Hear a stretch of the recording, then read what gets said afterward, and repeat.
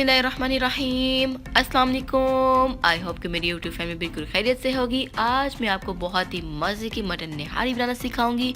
बहुत ही मज़े की बनती है, ज़रूर ट्राई कीजिए। सबसे पहले उसके लिए हमें जो चीज़ चाहिए वो है मटन, जो कि मैंने 3 पाव लिया है, और हमें उसके अलावा एक छोटे साइज़ का प्याज चाहिए होगा। नमक मैंने यहाँ पे 1.5 टीस्पून लिया है, आप हस्बे ज़ायक़ा अपने अकॉर्डिंग ले सकते हैं। रेड चिली पाउडर मैंने 1.5 टीस्पून लिया है, ये भी आप अपने अकॉर्डिंग हस्बे ज़ायक़ा ले सकते हैं। 1 टीस्पून हमने सूखा धनिया लिया है यहाँ पे, और 1 टेबलस्पून लहसुन पेस्ट, 1 टेबलस्पून अदरक पेस्ट, और हाफ़ टी स्पून हमने हल्दी की ली है। अब हम मसाला बनाएंगे, निहारी मसाला घर पे बहुत ही मज़े का बनता है। उसके लिए जो हमें चीज़ें चाहिए वो ये हैं। सबसे पहले जी दालचीनी का हमें 1 टुकड़ा चाहिए होगा, 2 छोटी इलायची, 2 बड़ी इलायची चाहिए होगी, और जायफल का छोटा टुकड़ा, और जवलतरी थोड़ी सी। 1/4 टीस्पून हमें अजवाइन, और 1 टीस्पून ज़ीरा, और आधा बादियान का फूल, और 3 अदद छोटी इलायची, और 1 टेबलस्पून भर के मैंने सौंफ के लिए हैं। बहुत ही अच्छा बनता है, घर का मसाला है, यही बनाए मैं सजेस्ट करूँगी। बाहर के मसाले भी चलो सही होते हैं, लेकिन जो हमें घर के मसाले का पता है ना कि यार ये तो बहुत ही मज़े का बनता है, तो ज़रूर ट्राई करें। अब मैं इसको ग्राइंडर में डाल के इसको अच्छी तरह पाउडर फॉर्म में ले आऊँगी। मैंने इसमें हल्दी और रेड चिली पाउडर भी ऐड कर दी थी, अब इसको मैं पाउडर फॉर्म में ले आऊँगी। अब जी मैंने इसको ग्राइंड करके पाउडर फॉर्म में ले आई हूँ। अब हम चलते हैं नेक्स्ट स्टेप की तरफ। अब हम एक प्रेशर कुकर लेंगे, उसमें 3 ये वाले स्पून जो है मैंने हांडी वाले 3 ऑयल के डाले हैं। और अब क्या करूँगी, प्याज कट करके अपना ऑमलेट साइज़ का इसमें डाल दूँगी, और उसको फिर फ्राई करूँगी। ये हमारा प्याज कट रहा है, कट कट कट कट। अच्छा जी, ये हमारा प्याज कट गया है। अब हम करेंगे इसको फ्राई। यहाँ पे प्याज सोते हो गया था, मैंने कहा चलो दिखा दूँ यार थोड़ा सा। तो ये सोते हो गया था हमारा प्याज, अब हमारा गोल्डन हो गया है। ये देखें, मैंने इसमें थोड़ा सा वाटर ऐड किया था ताकि कलर और ना चेंज हो जाए। अब मैं इसमें लहसुन और अदरक का पेस्ट ऐड करूँगी, और साथ ही अपना मटन ऐड कर दूँगी।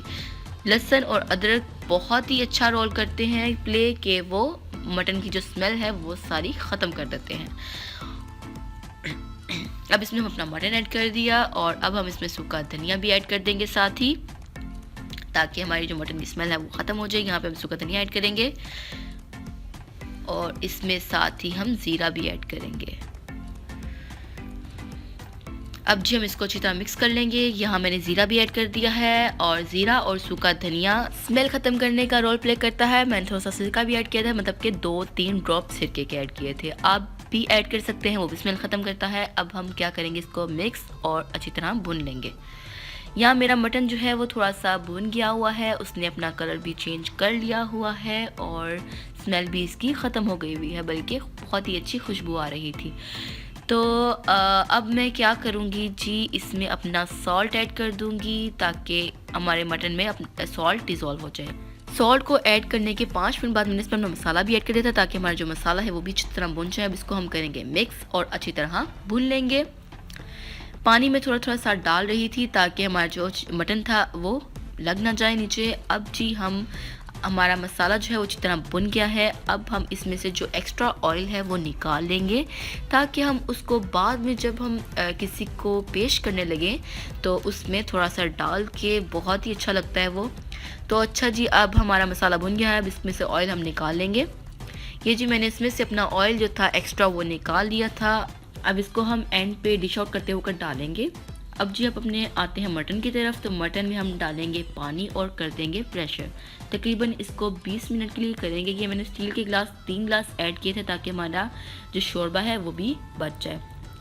अब जी मैंने लगा दिया इसको प्रेशर। अब मैं 20 मिनट के लिए प्रेशर कर दूंगी। ये हमारा गोश्त जो है वो प्रेशर हो गया है। अभी देखें, हमने मसाला पहले ही भून लिया था, इसलिए हमें अब ज़रूरत नहीं है भुनने की, तो हमारा ये तैयार है। अब हम क्या करेंगे, आटा लेंगे, 4 टेबलस्पून यहाँ पे आटा लेंगे।